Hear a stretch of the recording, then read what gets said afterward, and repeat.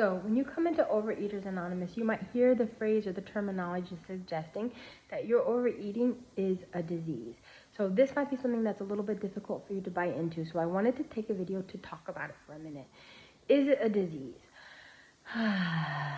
So can somebody do blood work and check your blood and say, oh, you have it. You have overeating or binge eating or purging or whatever. No, it's definitely not a disease like that. Personally, I don't think it is a disease at all.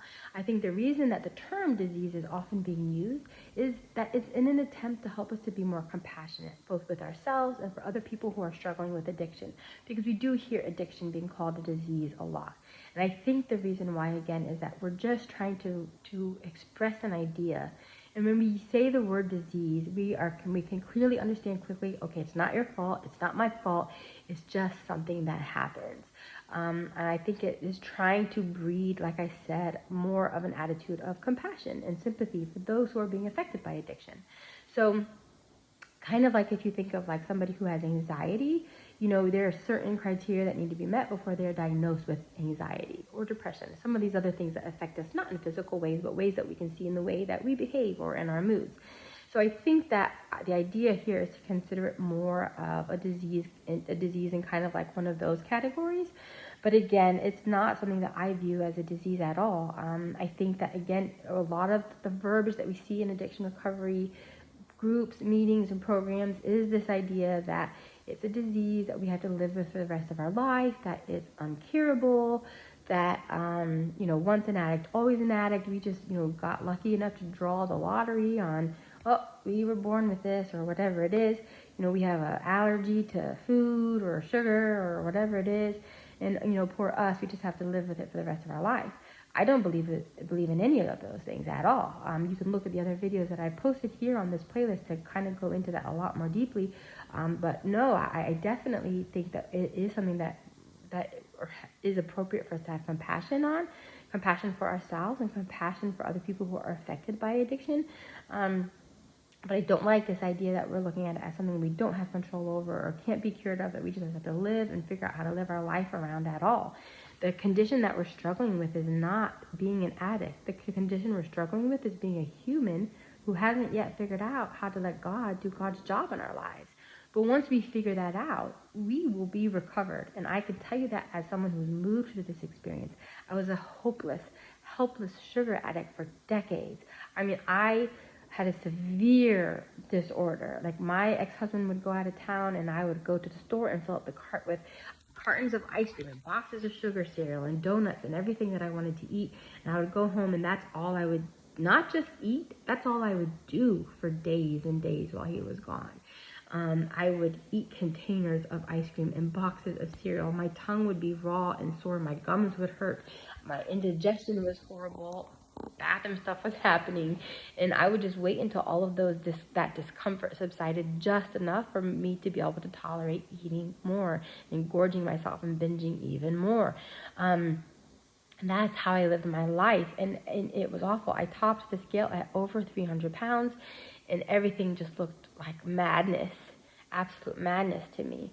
And so for me, like, recovery required me to recognize that I was powerless, but it wasn't powerless in the way that it's like I have something I can't control and will never get over. For me, it was to recognize, like, what I've been trying to do isn't working, not just in the food, but like generally in my life. What I have come to understand through my recovery journey is that addiction is about being in a place where we're so emotionally dysregulated, we're in so much pain that we're just trying to find relief, we're trying to find escape, so we're running to the thing that will give it to us. Addiction recovery is about finding something that does it better, faster, and lasts way longer, something that gives and doesn't take. Our addiction gives, but then it takes a lot. Our higher power comes and gives and takes nothing, only gives. It's a better experience, it's sweeter. And so as we able to recognize the differences between those experiences of what our addiction gives us versus what our higher power gives us, honestly, we can recognize that God is the better drug and reach for him a lot faster and easier than we do for the food. And so when we get into this place of believing that it is a disease we have no control over, no, my disease, my food addiction has completely 100% unraveled itself in its life. As I have learned how to apply these principles, allowing my higher power to unravel and to solve my emotional dysregulation.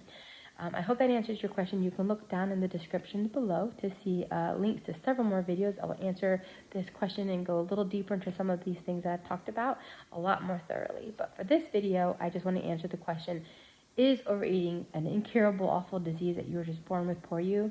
No. No, it isn't. There is hope, and you have the promise of full and complete recovery. You can live as a normal eater, not just a food addict pretending to be one. There's a cure, there's a cure, there's a cure. And I will tell you that I am not the only one to discover this. Even in the big book, the Alcoholics Anonymous book, on page 100, it talks about how that is a sign. That is a sign of your progress and healing through the program, is that you can, like, as an alcoholic, you can be around alcohol and it doesn't trigger you. You can be around alcohol and it's not a big deal. You're just like, whatever, you know what I mean? Like, that's how you know you've made it to the other side. And so it's the same with us. Like, to be around, I won't even say foods, because I don't believe that we should wrestle food ingredients out of our life. I think if we target, like, oh, can never eat sugar again, I actually think that's just going to add to the problem and create more of an issue. I don't believe there's a food allergy thing happening. You will see that in some of my other videos. But in terms of, like, being around people who are eating, you know what I mean? Like, it's funny. I mean, I also used to be one of those people who felt like, how can you get rid of food though? Like, if it was gambling, if it was like alcohol, I could just say I'm never going to eat alcohol again and be fine. But eating, like, I have to eat. How do you manage that? Well, now that I understand, on the other side, I'm like, oh, that's how. I'm not hungry the way I used to be. I'm not. Because I've learned how to use my higher power as a way to regulate my spiritual and emotional needs. That calms me, and from a calm place, I'm never reaching for food. I was only reaching for food as an emotional eater.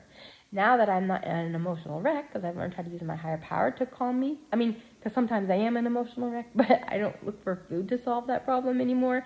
When I'm in a place where I'm very emotionally charged, I'm immediately reaching for my higher power, and he calms me.